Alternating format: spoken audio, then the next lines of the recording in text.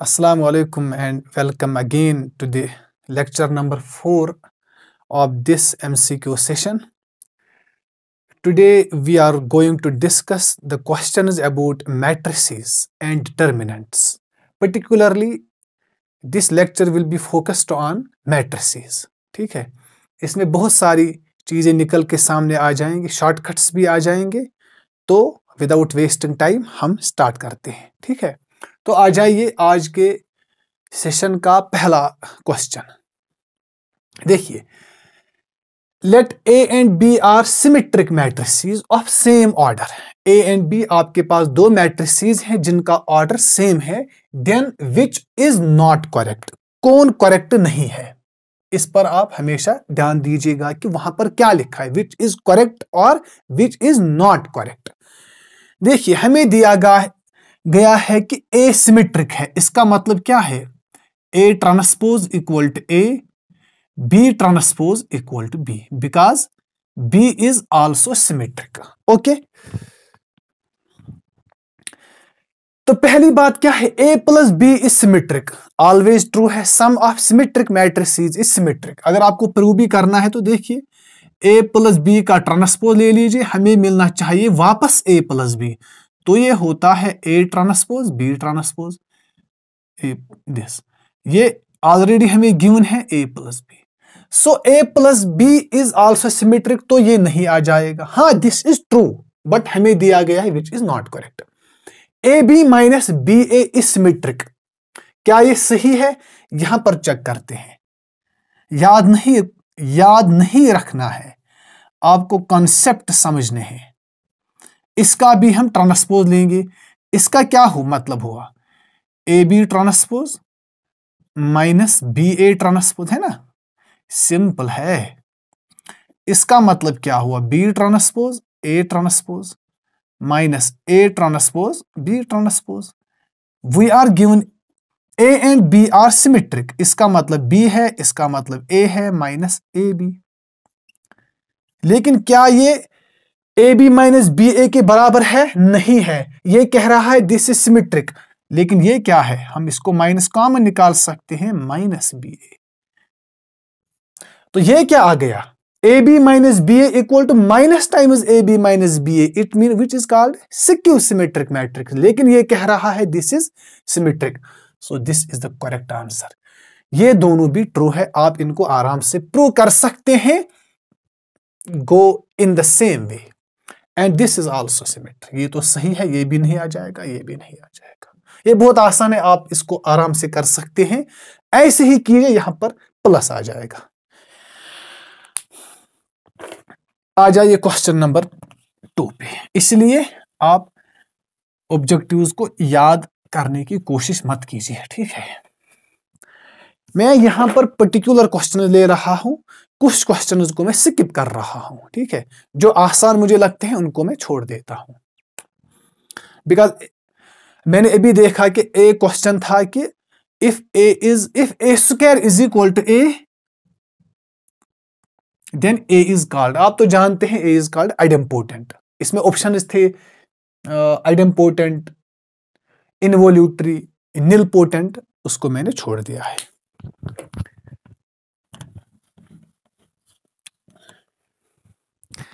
देखिए, एक और क्वेश्चन है यहां पर, the diagonal elements of Hermitian matrix.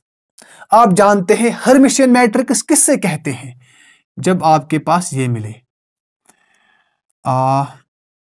A theta और ए ट्रांसपोज का कंजुगेट और ए कंजुगेट का ट्रांसपोज इक्वल टू ए। यही है ना इसका मतलब। यहां पर कॉम्प्लेक्स एंट्रीज भी होती हैं, लेकिन डायगोनल एलिमेंट जो होते हैं ना, वो हमेशा रियल होते हैं। Diagonal elements of Hermitian matrix are always real. Okay, तो कौन सा ऑप्शन है, ए वाला ऑप्शन। अगर आपको एग्जाम्पल देनी होगी, which of the following is Hermitian matrix, आप ऐसे दे सकते हैं। सपोज यहां पर ए ले लीजिए, बी ले लीजिए, ए और बी रियल है, यहां पर लेंगे कॉम्प्लेक्स एंट्रीज ए प्लस बी। यहां पर क्या आ जाएगा, इसका कंजुगेट ए माइनस आयोटा बी। ओके, आगे बढ़ते हैं। ठीक है, तो एग्जाम्पल आप यहां पर ले सकते हैं, suppose 1 2 1 plus iota 1 minus iota ले सकते हैं आप। ठीक है, तो डायगोनल एलिमेंट जो होते हैं हर्मिशियन मैट्रिक्स के, वो हमेशा रियल ही होते हैं।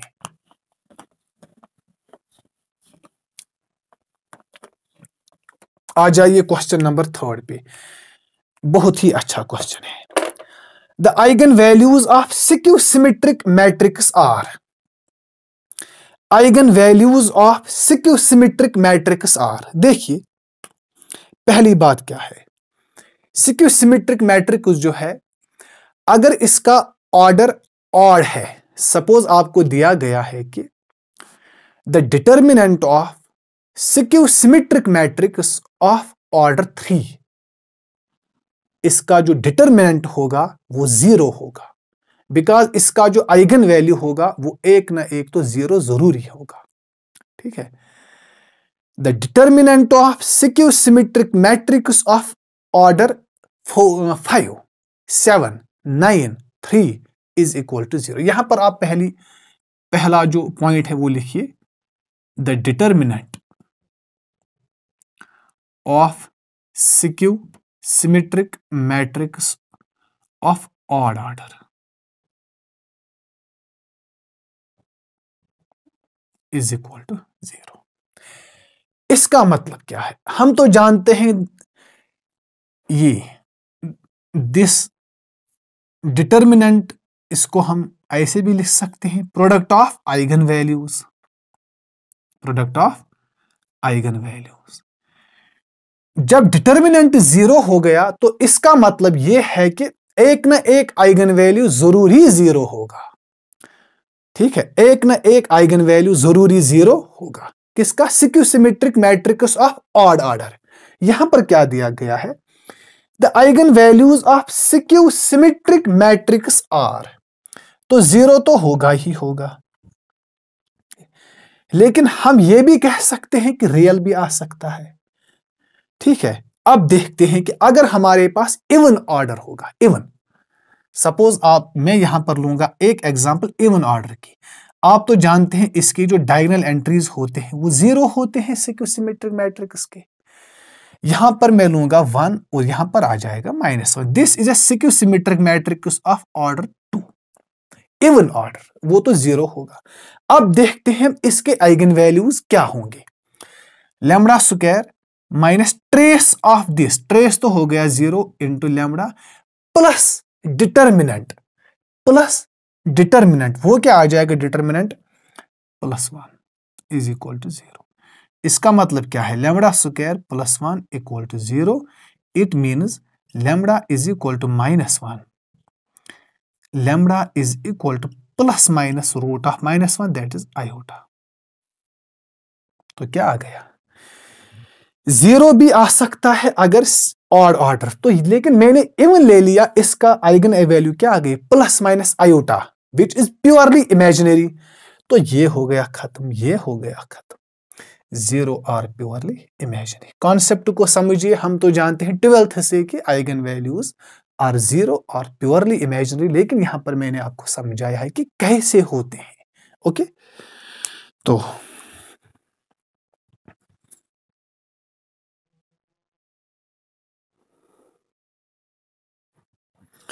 यहां पर एक और क्वेश्चन है जिसको मैं यहां पर स्किप करता हूं। ठीक है, बहुत ही आसान है, अभी मैंने आपको बताया है कि the determinant of skew symmetric matrix of odd order is always 0। यहां पर एक क्वेश्चन है, every skew symmetric matrix of odd order is singular, non singular, invertible, skew hermitian. तो क्या आ जाएगा, singular, because it is determinant is 0। Okay, इसलिए मैंने इसको छोड़ दिया है। ठीक है, तो इसके बाद जो क्वेश्चन है यहां पर आ जाइए, ऑर्थोगोनल मैट्रिक्स के बारे में क्वेश्चन है। The columns of orthogonal matrix form, columns of orthogonal matrix. आप तो जानते होंगे व्हाट इज ऑर्थोगोनल मैट्रिक्स, यहां पर मैं समझाता हूं। A matrix is orthogonal if A transpose equal to identity, यही है ना। तो हमेशा आप याद रखिए जो ऑर्थोगोनल मैट्रिक्स के रोज हैं या कॉलम्स हैं वो होते हैं ऑर्थोनॉर्मल सेट। सर कैसे? उसमें दो कंडीशंस होते हैं। जो एवरी कॉलम जो होता है या एवरी रो जो होता है उसका मॉड्यूलस वो हमेशा 1 होता है। मतलब अगर आपके पास एक मैट्रिक्स है, suppose A1 A2 B1 B2, अगर आपको दिया गया है कि this is orthogonal matrix, then हमेशा याद रखिए जो ये है ना डिस्टेंस इसकी या इसकी डिस्टेंस या इसकी डिस्टेंस या इसकी डिस्टेंस वो हमेशा 1 होती है। सर क्या मतलब है? डिस्टेंस का क्या मतलब है? Simply modulus A1 square plus A2 square, modulus निकालना है भाई इक्वल टू 1, या आप ऐसे निकाल कर दे सकते हैं A1 square plus B1 square, चाहे रोज की बात करते हैं या कॉलम की बात करते हैं। ठीक है, हो गई एक बात। और इनका जो डॉट प्रोडक्ट होता है, चाहे आप 2 रोज लेंगे या 2 कॉलम्स लेंगे, अगर आप इनको डॉट प्रोडक्ट करेंगे मतलब A1 B1 plus A2 B2 वो ऑलवेज 0 होगा, या A1 A2 plus B1 B2 वो ऑलवेज 0 होगा। चाहे आप ऐसे लेंगे या ऐसे लेंगे, 2 कंडीशंस ये फॉलो करता है। कौन सी मैट्रिक्स? Orthogonal matrix. एक, द डिस्टेंस जो होगी ना इनके रोज की और कॉलम्स की वो हमेशा 1 होती है, और जो रोज या कॉलम्स होते हैं वो बनाते हैं, वो ऑर्थोगोनल सेट बनाते हैं। ऑर्थोगोनल का मतलब क्या है? ऑर्थोगोनल का मतलब है कि इनका जो डॉट प्रोडक्ट होगा वो 0 होगा। तो जब ये दोनों कंडीशंस मिलेंगे तो इनको कहते हैं कि ऑर्थोनॉर्मल सेट। तो कौन सा आ जाए? इसने लिखा है यहां पर सिर्फ ऑर्थोगोनल, हाँ दिस ऑल्सो सेटिस्फाइज, लेकिन हमें एक और दिया गया है ऑर्थोनॉर्मल भी, तो ये नहीं आ सकता। हाँ अगर ये नहीं दिया गया होता तो ये आ सकता था, ये तो आएगा ही आएगा। ये कहता है लीनियरली इंडिपेंडेंट सेट, बिल्कुल सही बात है। The rows and columns of orthogonal matrix are linearly independent, वो एक लीनियरली इंडिपेंडेंट सेट बनाते हैं। तो ये भी आ सकता था, लेकिन यहां पर हाँ अगर यहां पर ऑल ऑफ द अबव एक ऑप्शन होता तो उसी को टिक लगाना। ठीक है, तो मैंने यहां पर समझा। मैं आपको एक एग्जांपल दूंगा, आपको उससे भी कॉन्सेप्ट समझ में आ जाएगा। मतलब कोई एग्जाम्पल है विच इज ऑर्थोगोनल? यस, हम बहुत सारी एग्जाम्पल्स ले सकते हैं। देखिए बहुत आसान है जब आपको कॉन्सेप्ट क्लियर हो। सपोज मैं लूंगा ये एग्जाम्पल 3x3 में लूंगा 1 0 0 0 1 0 0 0 1। पहली बात, आप इसके चाहे आप रोज लेंगे या कॉलम्स, मैं यहां पर कॉलम्स ले लेता हूं एज पर क्वेश्चन। देखिए अगर आप इसकी डिस्टेंस निकालेंगे वो क्या आ जाएगी? 1 square plus 0 square plus 0 square, वो 0 है। मतलब अगर आप इसको रो 1 कॉलम 1 देंगे ना तो मॉड ऑफ 7 वो हो गया 1, इसका भी 1 होगा, इसका भी 1 होगा। हो गई एक बात। अगर आप यहां पर कॉलम उसको डॉट प्रोडक्ट करेंगे, इस कॉलम को इस कॉलम को या इसको या इसको या इसको या इसको, कोई मसला नहीं है। कोई भी 2 कॉलम्स आप उठा लीजिए, उनको डॉट प्रोडक्ट कीजिए, वो आ जाएगा 0। देखिए ना, तो 0 plus 0 into 0 that's equal to 0। या आप कोई भी 2 रोज उठा कर ले लीजिए, उनका भी होगा। सो this is orthogonal matrix and the columns form orthonormal set. Okay, because 2 conditions follow होती है। ठीक है, और एक और बात, अगर आप इसके कॉलम्स लेंगे या रोज लेंगे, एक रो हो गया ये 1 0 0 देखिए बहुत आसान है, 0 1 0 है ना, तीसरा क्या है 0 0 1, ये क्या है लीनियरली इंडिपेंडेंट सेट। ठीक है, तो इसको आप ध्यान रखिए। यहां पर बहुत सारे एग्जाम्पल, मैं एक और एग्जाम्पल ले सकता हूं, देखिए साइन थीटा है ना, यहां पर कॉस थीटा ले लीजिए। ओके, यहां पर ले लीजिए आप कॉस थीटा, यहां पर ले लीजिए आप माइनस साइन थीटा। ओके, जरा इसको चेक कीजिए, अगर आप इसको और इसको लेंगे, sine square theta plus cos square theta equal to 1, cos square theta plus sine square theta equal to 1, अगर आप इनको डॉट करेंगे, sine theta cos theta minus sine theta cos theta which is equal 0, this is also an example. Okay, तो बढ़ते हैं हम आगे।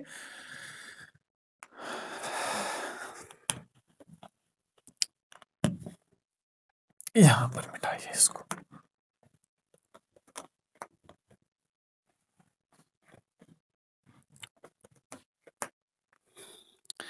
अब देखिए यहां पर एक और क्वेश्चन है, देखिए eigen values of this matrix आपको दिया गया है 5 and 1, मतलब आपको यहां पर आइगन वैल्यूज अलग से नहीं निकालने हैं, ये आपको दिए गए हैं।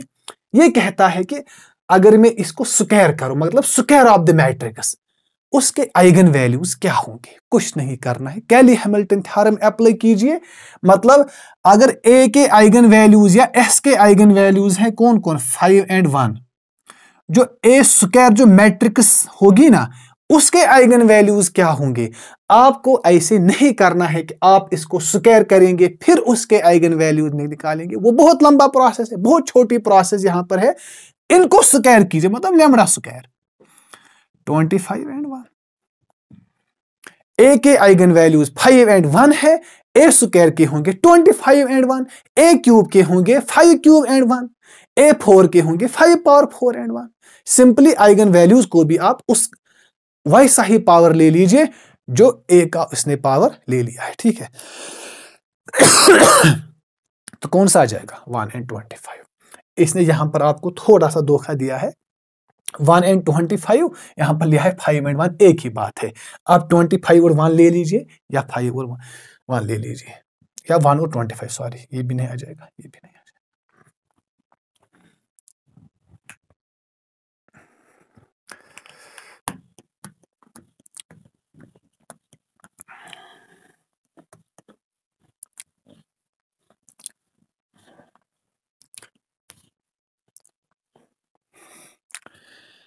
अब देखिए ए इज ऑर्थोगोनल, फिर ए क्वेश्चन है किस पे, ऑर्थोगोनल मैट्रिक्स पे। देखिए ऑर्थोगोनल, हमें क्या करना है, डिटर्मिनेंट हमें निकालना है ना, डिटर्मिनेंट इक्वल 0, दिस इक्वल 0, तो क्या होगा डिटर्मिनेंट, याद नहीं रखना, कॉन्सेप्ट को समझिए।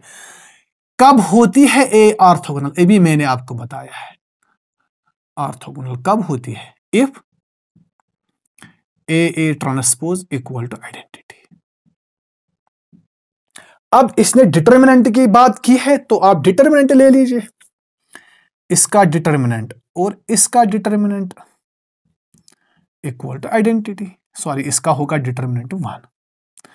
आप तो जानते हैं determinant of A transpose equal to determinant of A, because उसमें सेम एंट्रीज होंगे, है ना। हाँ, सिंपली रोज एंड कॉलम का एक्सचेंज होगा, बाकी तो सेम है। फिर आप उसको एक्सपेंड कीजिए, रो वाइज और कॉलम वाइज एक ही बात है ना, इक्वल टू 1। ये मतलब हो गया determinant square, not mod square. ये एक्चुअली ऐसे हैं डिटर्मिनेंट, मुझे पता है कहां पर गलतियां होती है, मैं जानता हूं। ओके, ये यही है। तो क्या हो गया value, determinant of A equal to +-1। याद नहीं रखना है, कॉन्सेप्ट को समझिए, determinant equal to +-1। Okay,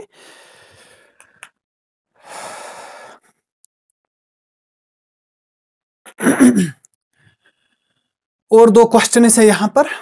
if A and B are two order, sorry मैंने क्या लिखा है, if A and B are two odd order, यहां पर ऑड ऑर्डर है, मतलब दो सिमेट्रिक मैट्रिसेस हैं जिनका ऑर्डर ऑड है। तो आप जानते हैं इसके बारे में, अभी हमने इस पर बात की। लेकिन यहां पर इसने दिया है such that A B is equal to B A, मतलब A and B commute with each other. Then matrix A B क्या हो सकता है? ऑर्थोगोनल है, सिमेट्रिक है, सिक्यू सिमेट्रिक है, या आइडेंटिटी है। तो हमें तो इसको ट्रांसपोज लेना ही लेना होगा, फिर हम वहां से चेक कर सकते हैं कि क्या आ सकता है। तो हम इसका ट्रांसपोज ले लेंगे, है ना, ए बी का होल ट्रांसपोज।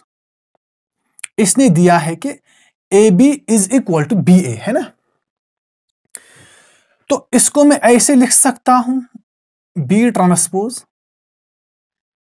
ए ट्रांसपोज, लिख सकता हूं ना। हमें ए बी की बात करनी है, तो अब यहां पर आ जाइए, ए एंड बी क्या है? सिक्यू सिमेट्रिक। तो इसका क्या मतलब है? बी ट्रांसपोज किसके बराबर आ जाएगा? माइनस बी के। ए ट्रांसपोज होगा माइनस ए के। क्यों? Because A transpose equal to minus A, B transpose equal to minus B. क्यों? Because A and B are skew symmetric. तो ये क्या हो गया? B A B A. लेकिन बी ए किसके बराबर है? ए बी के बराबर। तो क्या आ गया? ए बी का ट्रांसपोज ए बी ही आ गया। What does that mean? A B is symmetric matrix. ठीक है, नॉलेज हो तो सब कुछ आ सकता है, नॉलेज नहीं है तो कुछ भी नहीं कर सकते। तो आपको तुक्के ही देने पड़ेंगे, वो अक्सर गलत होते हैं। Okay,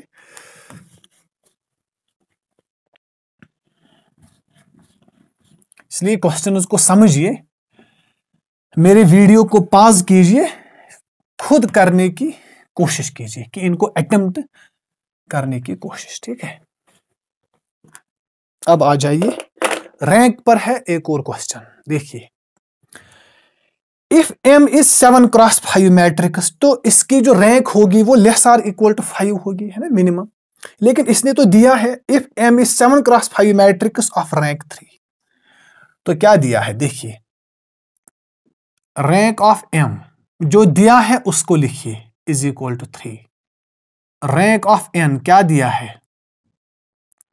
is equal to 5 cross 7 है, रैंक 5 है। तो हमें क्या निकालना है? Rank of M N. इसकी तो फार्मूला है, जानते हैं आप। रैंक ऑफ एम एन जो होगा वो क्या होगा? Less or equal to rank of, sorry, minimum of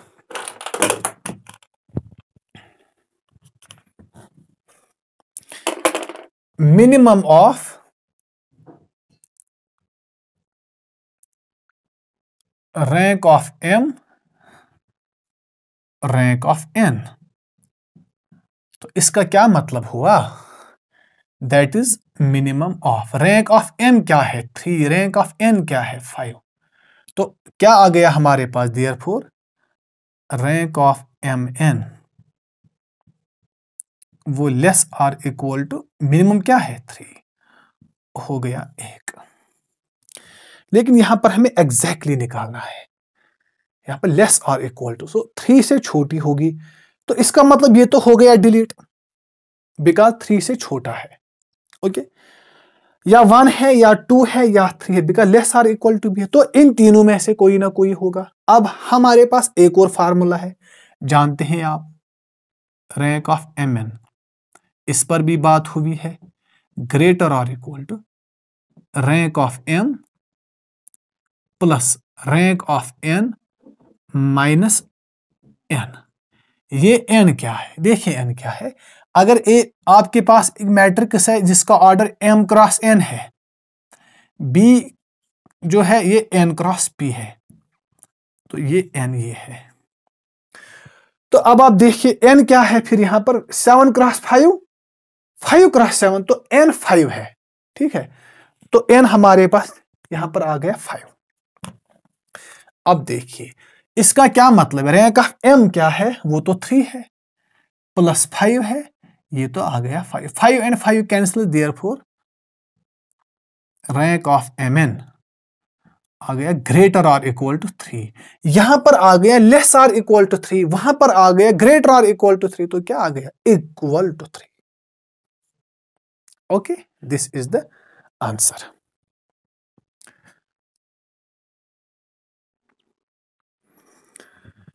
देखिए लास्ट के 3 questions. Let A be n cross n matrix, लेकिन इसकी जो रैंक है वो है n-2।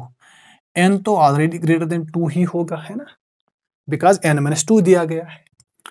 Then rank of adjoint of A, rank of adjoint of A. लेकिन देखिए मैं आपको एक थ्योरम आपको यहां पर बताऊंगा, उसी को आप जहन में रखिए तो ये क्वेश्चन हो जाएगा। ठीक है, देखिए कहां पर लिखूंगा मैं पहला रिजल्ट। ठीक है, if rank of A equal to n, मतलब जो इसका ऑर्डर होगा वही रैंक भी होगी। ठीक, सपोज आपके पास 3x3 मैट्रिक्स है, उसकी रैंक 3 है, मतलब ठीक है, तो जो रैंक ऑफ एडजॉइंट होगा वो भी 3 ही होगा।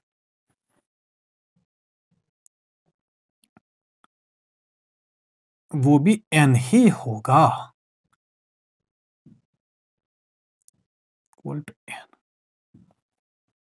एक थ्योरम, इनका प्रूफ है लेकिन मैं यहां पर प्रूफ नहीं दूंगा। दूसरी बात, अगर रैंक n-1 होगी, मतलब एक कम, सपोज आपको 3x3 मैट्रिक्स है, तो आपको दिया गया है या आपको निकल गई है rank 2, then what is the rank of adjoint of A? Then rank of adjoint of A is always 1। वो हमेशा क्या होगी? 1 ही होगी। थर्ड, अगर रैंक n-1 से भी छोटी होगी, सपोज ऑर्डर 3 है मैट्रिक्स, उसकी रैंक न 3 है न 2 है बल्कि 1 है, मतलब less than n-1, then rank of adjoint of A is always 0। जरा ये आपको दिखता है? यस, यहां पर आ जाइए, अब आप इसको फॉलो कीजिए। A be n cross n matrix, तो ऑर्डर क्या है? n, रैंक क्या है? n-2, मतलब लेस देन n-1। तो what is the rank of adjoint? Rank of adjoint will be 0। Okay, अब आते हैं हम इस क्वेश्चन पर। लेट यू बी 3x3, लेकिन कॉम्प्लेक्स है हर्मिशियन मैट्रिक्स। हर्मिशियन मैट्रिक्स आप जानते हैं, A transpose A equal to A, यही है ना इसका मतलब। हर्मिशियन मैट्रिक्स का तो यही मतलब है ना, लेकिन यहां पर एक और चीज है विच इज यूनिटरी। तो हर्मिशियन भी है, यूनिटरी भी है। यूनिटरी का क्या मतलब है? A transpose conjugate equal to identity. हमें क्या निकालना है? डिस्टिंक्ट आइगन वैल्यूज क्या होंगे। तो यहां पर ये अप्लाई कीजिए, this is A equal to identity. इसका क्या मतलब है? A square is equal to, है ना, ए स्क्वायर। तो अप्लाई कीजिए Cayley Hamilton theorem, lambda square equal to 1। तो लैम्बडा क्या हो गया? +-1। तो क्या हो गया? Lambda equal to +-1। The distinct eigen values of Hermitian and unitary matrix are +-1।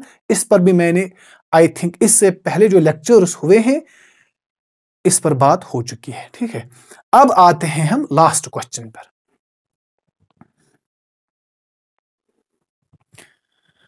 Last question है, if A is n cross n real matrix satisfying this a³ equal to a, then trace of a is. आप जानते हैं trace का क्या मतलब है? Sum of eigen values. तो हम यहां से आइगन वैल्यूज निकाल सकते हैं, है ना। देखिए क्या है, a³ इक्वल टू a है, पहले मैं इसको मिटा सकता हूं।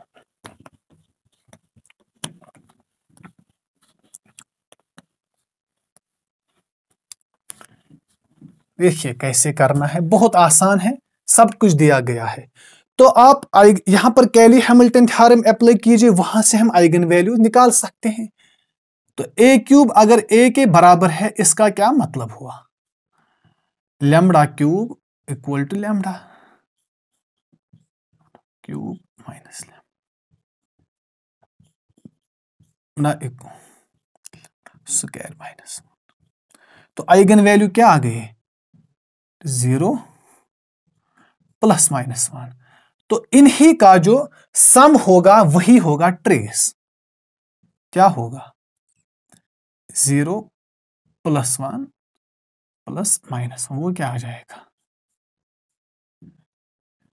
0। ठीक है, तो व्हाट इज द आंसर?